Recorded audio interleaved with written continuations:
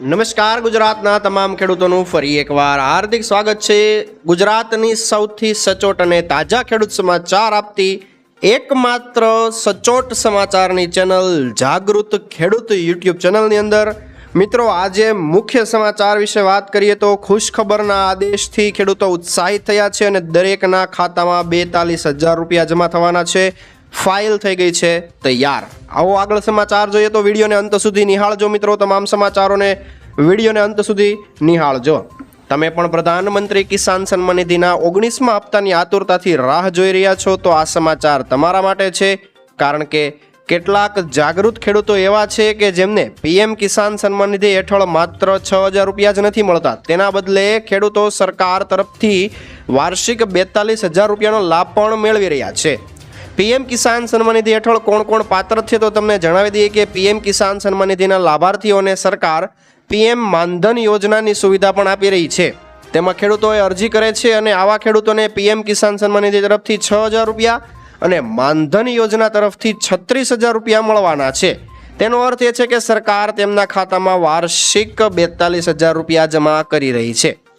દર મહિને તમારે 55 રૂપિયાનું રોકાણ કરવાનું છે, જે મિત્રો વાસ્તવમાં સરકારે નાની જમીન ધરાવતા ખેડૂતો માટે પ્રધાનમંત્રી કિસાન સન્માન નિધિ યોજના નામની એક યોજના શરૂ કરી છે। તેના અંતર્ગત ખેડૂતોને સરકાર તરફથી દર વર્ષે 6,000 રૂપિયાની આર્થિક સહાય આપવામાં આવે છે, પરંતુ તે જ ખેડૂતો માટે સરકારે પીએમ કિસાન માનધન યોજનાના નામે બીજી યોજનાની શરૂઆત કરી દીધી છે। યોજનાનો લાભ લેવા માટે સંબંધિત ખેડૂતે દર મહિને 55 રૂપિયાનું રોકાણ કરવું પડશે અને આ માટે અલગથી અરજી કરવાની તમારે જરૂરિયાત નથી। જો તમે પીએમ કિસાન સન્માન નિધિ યોજનાનો લાભ લઈ રહ્યા છો તો તમને પીએમ કિસાન માનધન યોજનાનો લાભ પણ આપવામાં આવશે। પીએમ કિસાન સન્માન નિધિના ફોર્મ પર જ માનધનનો વિકલ્પ છે। સંબંધિત ખેડૂત 60 વર્ષના થાય એટલે કે તરત જ તેમને પીએમ કિસાન સન્માન નિધિની સાથે સાથે માનધન યોજનાના પણ પેન્શનના દર મહિને 3,000 રૂપિયા આપવામાં આવશે, એટલે કે વાર્ષિક 36,000 રૂપિયા આપવામાં આવશે। ખાતામાં વાર્ષિક 42,000 રૂપિયા જમા થશે। 6,000 રૂપિયા પીએમ કિસાન સન્માન નિધિને આપવામાં આવશે। તમને જણાવી દઈએ કે પ્રધાનમંત્રી કિસાન સન્માન નિધિના લાભાર્થી એવા જ ખેડૂતોને જે છે તેમને જ માનધન યોજનાનો લાભ લઈ શકે છે। ઉપરાંત તેમનું કેવાયસી પહેલેથી થઈ ગયું હોય તો જ લાભ મળશે। તમે પીએમ કિસાન નિધિની નોંધણી પર તેનો લાભ મેળવી શકશો। યોજનાનો લાભ મેળવવા માટે તમારી ઉંમર 18 વર્ષથી 40 વર્ષની વચ્ચે હોવી જોઈએ। પ્રધાનમંત્રી માનધન યોજનામાં તમારે દર મહિને 55 થી લઈને 200 રૂપિયાનું રોકાણ કરવાનું છે। જો તમે 30 વર્ષની ઉંમરે રોકાણ કરો છો તો તમારે 110 રૂપિયાનું રોકાણ કરવાનું છે અને 40 વર્ષની ઉંમરે રોકાણ કરો છો તો 200 રૂપિયાનું રોકાણ કરવાનું છે। ત્યારબાદ લાભાર્થી ખેડૂતોને 60 વર્ષના થાય એટલે કે તરત જ યોજનાનો લાભ મળવાનો છે અને આવા ખેડૂતોને ખાતામાં સરકાર તરફથી 6,000 રૂપિયાની સાથે 36,000 રૂપિયા એટલે કે કુલ 42,000 રૂપિયા મળવાના છે। આજના સૌથી મોટા ખેડૂત સમાચારની વાત કરીએ, જે સમાચારની તમામ ખેડૂત મિત્રો ખૂબ આતુરતાથી રાહ જોઈ રહ્યા છે, એવો 19મો હપ્તો વિશે સમાચાર છે મિત્રો। તમામ 19મા હપ્તા વિશેની માહિતી મેળવવાના છીએ, તો તે પહેલાં જો આપણી યુટ્યુબ ચેનલ ઉપર તમે નવા હોય તો ચેનલને સબસ્ક્રાઇબ કરી દેજો, વિડીયોને લાઇક કરી દેજો અને તમે કઈ જગ્યાએથી કયા ગામથી આપણો વિડીયો જોઈ રહ્યા છો અમને કમેન્ટ કરી દેજો મિત્રો। 19મા હપ્તાની તારીખ જાહેર। ભારત સરકારે ખેડૂતોને આર્થિક મદદ પૂરી પાડવા અને કૃષિ ક્ષેત્રને શરૂ કરવા માટે પ્રધાનમંત્રી કિસાન સન્માન નિધિ યોજનાની શરૂઆત કરી છે। અત્યાર સુધીમાં યોજનાના 18મા હપ્તા સુધીની રકમ ખાતામાં આવી ગઈ હશે ખેડૂત મિત્રો। તો હવે ખેડૂતોને 19મા હપ્તાની રાહ જોઈ રહ્યા છે, ત્યારે ખેડૂતોના ખાતામાં 19મો હપ્તો ટૂંક સમયમાં આવવાનો છે। વાત કરીએ તો 19મો હપ્તો ક્યારે આવી શકે છે, તો સરકાર યોજના હેઠળ 6,000 રૂપિયાની રકમ આપવાની છે। ખેડૂતોના ખાતામાં આ રકમ આવી જવાની છે અને 3 હપ્તામાં તમને આ રકમ મળવાની છે। દરેક હપ્તામાં 2,000 રૂપિયાની રકમ ખેડૂતોના ખાતામાં આવવાની છે। આ રકમ વર્ષમાં 3 વાર આપવામાં આવે છે અને આ રકમ તમને સીધી ખાતામાં જ આપવામાં આવશે। 4 મહિનાના અંતરાલે એક હપ્તો આવે છે। સરકારે ચાલુ નાણાકીય વર્ષમાં 2 હપ્તા આપી દીધા છે અને આ કારોબારી વર્ષનો છેલ્લો હપ્તો હવે આવવાનો છે મિત્રો। તો 5 ઓક્ટોબર 2024ના રોજ 18મો હપ્તો આપવામાં આવ્યો હતો અને માનવામાં આવી રહ્યું છે મિત્રો કે જાન્યુઆરીથી લઈને ફેબ્રુઆરી મહિનાની વચ્ચે તમને આ વર્ષનો છેલ્લો હપ્તો એટલે કે 19મો હપ્તો આપી દેવામાં આવશે। કેવાયસી આ માટે ખૂબ જ જરૂરી છે મિત્રો। પીએમ કિસાન સન્માન નિધિનો લાભ મેળવવા માટે કેવાયસી ખૂબ જરૂરી છે। જે ખેડૂતો કેવાયસી નથી કરાવતા તેઓ યોજનાનો લાભથી વંચિત રહેવું પડશે। જો તમે પણ યોજનાનો લાભ મેળવવા માંગતા હોય તો તમારે વહેલી તકે કેવાયસી કરાવવું જોઈએ, કારણ કે કેવાયસીની પ્રક્રિયા એકદમ સરળ છે। ખેડૂતો પ્રક્રિયા પીએમ કિસાનની સત્તાવાર વેબસાઇટ પરથી પૂર્ણ કરી શકે છે. ઈ કેવાયસીની સાથે સાથે ખેડૂતોએ તેમની જમીન ચકાસણી પણ કરાવવી પડશે. આ માટે ખેડૂતે જમીનના દસ્તાવેજ તેની સાથે જોડવાના છે. આ પછી અધિકારી દ્વારા જમીનનું ફિઝિકલ રીતે વેરિફિકેશન કરવામાં આવશે. ઈ કેવાયસીની પ્રક્રિયા શું છે? તો મિત્રો તમારે પીએમ કિસાન યોજનાની સત્તાવાર વેબસાઇટ pmkisan.government.in પર જવાનું છે. ત્યાં સ્ક્રીન ઉપર ઈ કેવાયસીનો વિકલ્પ પસંદ કરવાનો છે. હવે તમારો આધાર નંબર નાખવાનો છે. આધાર નંબર દાખલ કર્યા પછી ગેટ ઓટીપી સિલેક્ટ કરવાનું છે. ત્યારબાદ રજીસ્ટર કરેલો જે ફોન નંબર છે આધાર કાર્ડની સાથે તેના ઉપર ઓટીપી આવશે. તે ઓટીપી તમારે વેબસાઇટમાં દાખલ કરવાનો છે. ઓટીપી સબમિટ કર્યા પછી તમારી ઈ કેવાયસીની પ્રક્રિયા છે તે પૂર્ણ થઈ જશે. મોરબી જિલ્લાના ખેડૂતો માટે એક સમાચાર છે. તો મોરબી જિલ્લામાં ખેડૂતો દ્વારા ધિરાણ માફીના ફોર્મ ભરવાનું કામ ચાલુ કરી દેવાયું છે. ગુજરાત પ્રદેશના જુદા જુદા ખેડૂત સંગઠનની સંયુક્ત મિટિંગમાં થયેલી ચર્ચા વિચારણા બાદ એક નિર્ણય લેવાયો હતો.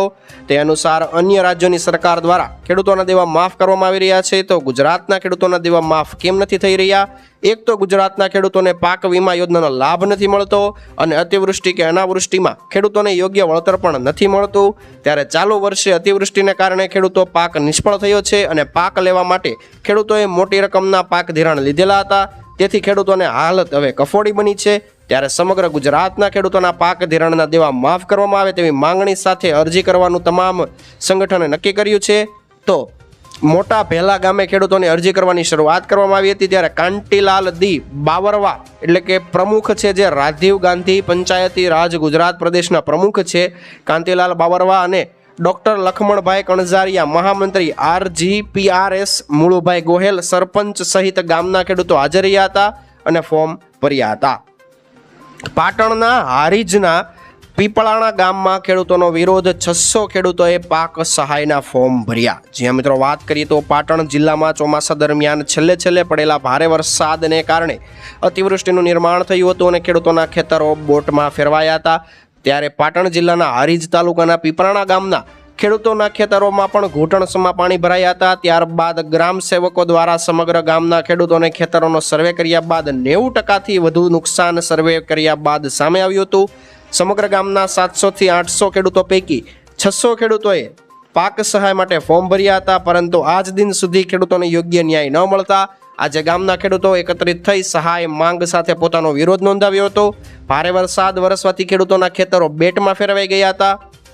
પીપરાણા ગામના ખેડૂતો પર પડતા પર પાટો માર્યા જેવો કડાયો ઘાટ, જેથી ચાલુ રવિ સિઝનના વાવેતર પર અસર થઈ છે અને પીપરાણા ગામના ધરતીપુત્રો ચોમાસા દરમિયાન મેઘરાજા જાણે રિસાયા હોય તેમ ભારે વરસાદ વરસવાથી ખેડૂતોના ખેતરો બેટમાં ફેરવાઈ ગયા હતા અને વાવેતર કરેલા કપાસ, એરંડા, કઠોળ સહિતના પાક ધોવાઈ ગયા હતા. ત્યારબાદ સમગ્ર ગામમાં સર્વે કરાયો હતો, પરંતુ સરકારની જે ગાઈડલાઈન હતી તે પ્રમાણે ગામના ખેડૂતોને સહાય નથી ચૂકવાય. ત્યારે ખેડૂતોએ આજે ન્યાયની માંગ સાથે વિરોધ કરવા મજબૂર બન્યા છે. સરકારના નોર્મ્સ પ્રમાણે સહાય નથી ચૂકવાય. ગામના 2 હેક્ટર દીઠ 22,000 રૂપિયા ચૂકવવાના હોય, તેની સામે માત્ર 5 થી 8,000 રૂપિયાની જૂજ સહાય ખેડૂતોને મળી છે. મોટાભાગના ખેડૂતો હજુ વંચિત રહી ગયા છે.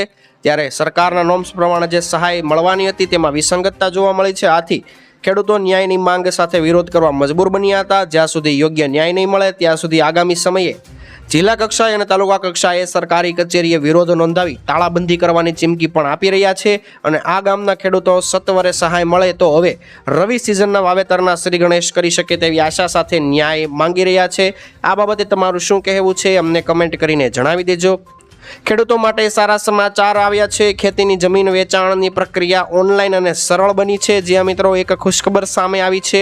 હવેથી ખેડૂતોને ખેતીની જમીન વેચાણ અને ખેડૂત ખરાઈ પ્રમાણપત્ર મેળવવાની પ્રક્રિયા ઓનલાઈન અને સરળ બની ગઈ છે. રાજ્ય સરકાર આ માટે એક નવો નિર્ણય લીધો છે. ખેતીની જમીનના વેચાણ અને ખેડૂત ખરાઈ પ્રમાણપત્ર મેળવવાની પ્રક્રિયામાં મહત્વનો ફેરફાર કરવામાં આવ્યો છે. આ સમગ્ર પ્રક્રિયા ઓનલાઈન કરવામાં આવી છે. રાજ્ય સરકારના નવા નિર્ણય અનુસાર ખેતીની જમીનના વેચાણના કિસ્સામાં હકપત્રમાં વેચાણ નોંધ દાખલ કરતી વખતે વેચાણ લેનાર ખેડૂત ખાતેદાર પાસેથી ખેડૂત પ્રમાણપત્રનો આગ્રહ રાખવામાં આવશે. આ માટે તારીખ 6/4/1995 થી અગાઉના રેકોર્ડને ધ્યાનમાં નહીં લેવામાં આવે. ખેતીની જમીનના વેચાણના કિસ્સાઓ માટે તથા ઓનલાઈન પ્રક્રિયાના ભાગ સ્વરૂપે ખેડૂત ખરાઈ પ્રમાણપત્ર મેળવવા બાબતે સમગ્ર પ્રક્રિયા રાજ્યમાં ઓનલાઈન કરી દેવામાં આવી છે. આ વિવિધ પરવાનગી મેળવવા માટે I-ORA પોર્ટલ ઉપર તમારે ઓનલાઈન કાર્યપદ્ધતિ નક્કી થયેલી છે તે મુજબ ખેતી જમીન વેચાણના કિસ્સામાં હકપત્રમાં વેચાણ નોંધ દાખલ કરતી વખતે વેચાણ લેનાર ખેડૂત ખાતેદાર પાસેથી ખેડૂત ખરાઈ પ્રમાણપત્ર લેવાનો આગ્રહ રાખવામાં આવ્યો છે.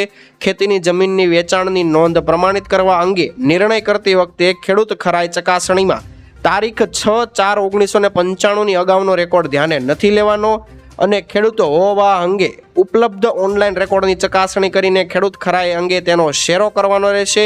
આમ ખેતીની જમીનના વેચાણ મુદ્દે રેકોર્ડ બિન ઉપલબ્ધતા તથા ખેડૂત ખરાઈ પ્રમાણપત્ર મેળવવા અંગે અરજદાર સ્ત્રીઓને હાલાકી ન થાય તેવી ધ્યાને લઈને વેચાણની નોંધ પ્રમાણિત કરતી વખતે ખેડૂત ખાતેદાર 6/4/1995 પહેલાનું રેકોર્ડ ધ્યાને નથી લેવાનું. આવું નિવાસી કલેક્ટર શ્રી A.K. ગૌતમની યાદીમાં જણાવાયું છે.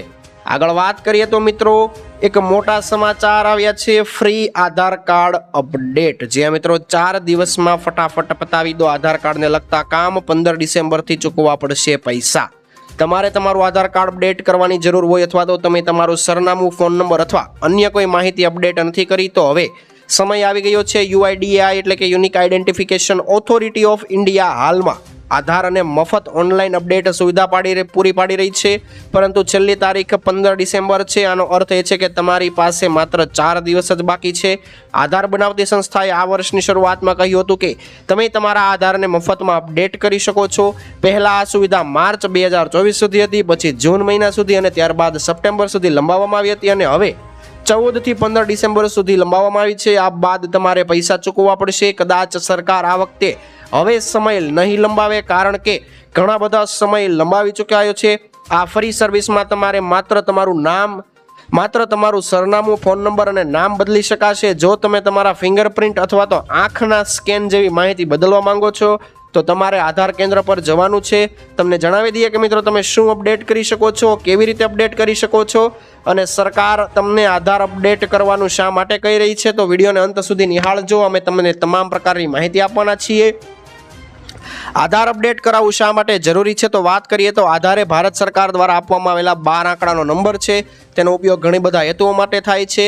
સરકાર યોજનામાં લાભ લેવા, ટેક્સ ભરવા, ટિકિટ બુક કરવા અને બેંક ખાતું ખોલાવવા માટે પણ તમારે આધારનો ઉપયોગ કરવાનો હોય છે. જ્યાં ખોટી માહિતી હોય તો તમને સમસ્યાઓનો સામનો કરવો પડી શકે છે, જેમ કે ચકાસણીની નિષ્ફળતા, વસ્તી વિષયક અથવા બાયોમેટ્રિક માહિતીમાં ભૂલ આવવાથી, નાણાકીય વ્યવહાર કરતી વખતે અથવા તો સરકારી સેવાઓનો લાભ લેતી વખતે તમારે સમસ્યાનું કારણ બની શકે છે અને સેવામાં વિક્ષેપ આવી શકે છે. ખોટી વિગતને કારણે તમારે જે લાભ લેવાનો સમય છે તેનામાં વિલંબ આવી શકે છે અથવા તો તમને લાભ નહીં મળે અને તેનો દુરુપયોગ અને છેતરપિંડીનું જોખમ તમારી પાસે જો સાચી માહિતી હશે તો તે છેતરપિંડીનું જોખમ ઘટાડી રહ્યું છે. કેવી રીતે તમે અપડેટ કરશો તો સૌથી પહેલાં UIDAIની વેબસાઇટ ઉપર જવાનું છે. તમારો આધાર નંબર એન્ટર કરવાનો છે.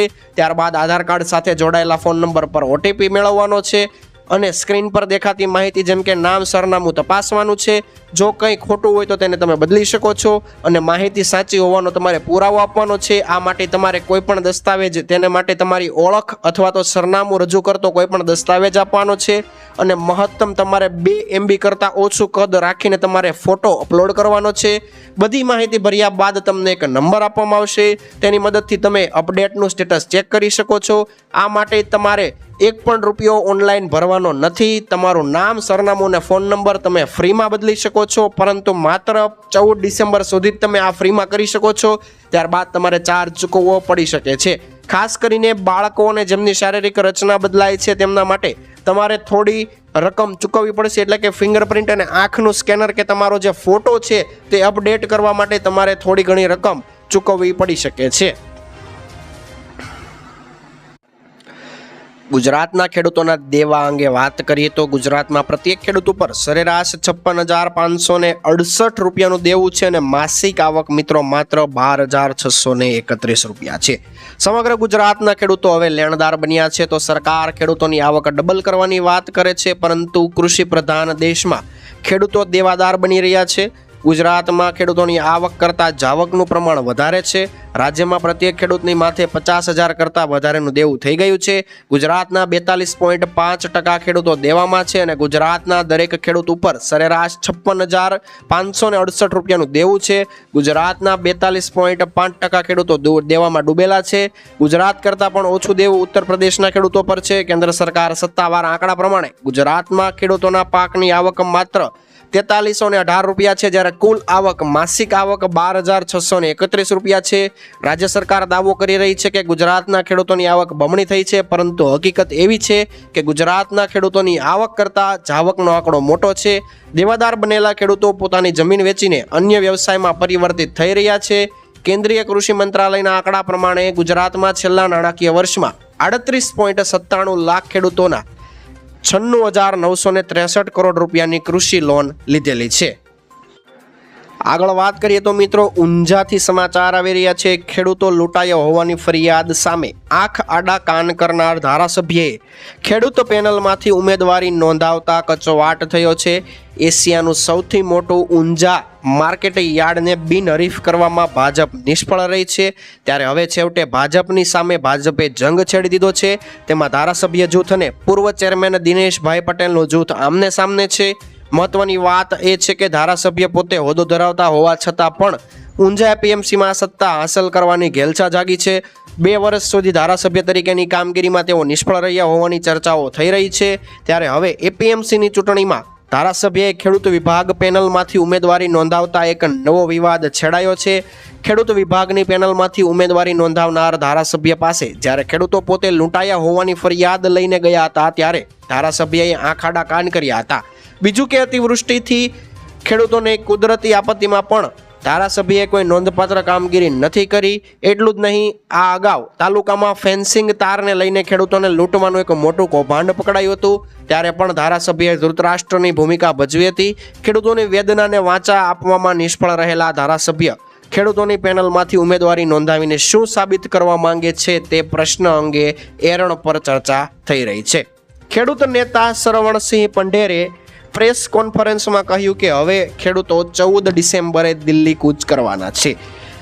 ખેડૂતોએ ફરી એકવાર દિલ્હી કૂચનું એલાન કરી દીધું છે ખેડૂત મિત્રો. ત્યારે નેતા સરવણસિંહ પંઢેરે મંગળવારે પ્રેસ કોન્ફરન્સમાં કહ્યું કે અમે 14 ડિસેમ્બરે દિલ્હી તરફ કૂચ કરીશું. અમારા વિરોધને 303 દિવસ પૂરા થયા છે.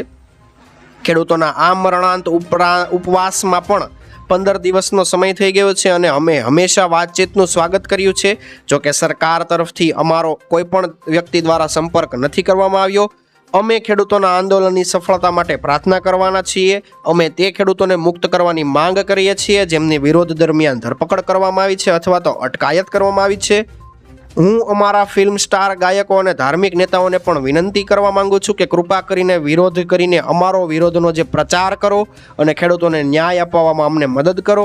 ખેડૂતોની દિલ્હી કૂચને પગલે રાજધાની દિલ્હીમાં માહોલ ખોરવાઈ શકે છે તથા ટ્રાફિક જામની પણ સમસ્યા થઈ શકે છે. ખેડૂતોએ 6 અને 8 ડિસેમ્બરે દિલ્હી જવાનો પ્રયાસ કર્યો હતો. આ પહેલા સંયુક્ત કિસાન મોરચા બિન રાજકીય અને કિસાન મજદૂર મોરચાના બેનર હેઠળ 101 ખેડૂતોના જૂથે 6 થી 8 ડિસેમ્બર દરમિયાન પગપાળા દિલ્હી જવાના 2 વખત પ્રયાસ કર્યા હતા, પરંતુ હરિયાણાના સુરક્ષા કર્મીઓએ તેમને આગળ વધવા ન દીધા હતા. આ દરમિયાન ખેડૂતો અને સુરક્ષા દળ વચ્ચે ઘર્ષણ જેવી સ્થિતિ સર્જાઈ હતી. ત્યારબાદ ખેડૂતોને પાછળ ધકેલવા માટે ટીયર ગેસના સેલનો ઉપયોગ કરવામાં આવ્યો હતો અને આ દરમિયાન પણ ઘણા બધા ખેડૂતો ઘાયલ થયા હતા. આગળના મોટા સમાચાર વિશે વાત કરીએ તો મળશે 48,000 રૂપિયાની સહાય. ઇલેક્ટ્રિક બાઇક ખરીદવા માટે સહાય આવી ગઈ છે. સમગ્ર વિશ્વ જ્યારે ગ્લોબલ વોર્મિંગની સમસ્યાથી પીડાઈ રહ્યું છે, ત્યારે વડાપ્રધાન નરેન્દ્ર મોદીના ઝીરો એમિશનના મંત્રને વાહન એટલે કે ઇલેક્ટ્રિક વાહન થકી સાકાર કરવા માટે મુખ્યમંત્રી ભૂપેન્દ્રભાઈ પટેલના નેતૃત્વવાળી ગુજરાત સરકાર કટિબદ્ધ છે. બેટરી સંચાલિત અને સીએનજી વાહનના ઉપયોગ દ્વારા પ્રદૂષણને ઘટાડી શકાય છે. એટલે તો પ્રદૂષણ ઘટાડવાનો આ સરળ ઇલાજ છે. આ સ્વપ્ને સાકાર કરવા માટે ગુજરાત સરકારે વર્ષ 2015-16માં ધોરણ 9થી કોલેજમાં અભ્યાસ કરતા વિદ્યાર્થીઓ માટે બેટરી સંચાલિત દ્વિચક્રીય વાહન માટે નાણાકીય સહાય યોજના અમલમાં મૂકી છે. તે અંતર્ગત અત્યાર સુધીમાં કુલ 53,000 વિદ્યાર્થીઓને યોજનાનો લાભ આપવામાં આવ્યો છે અને વિદ્યાર્થીઓએ ઇલેક્ટ્રિક વાહનો ખરીદેલા છે.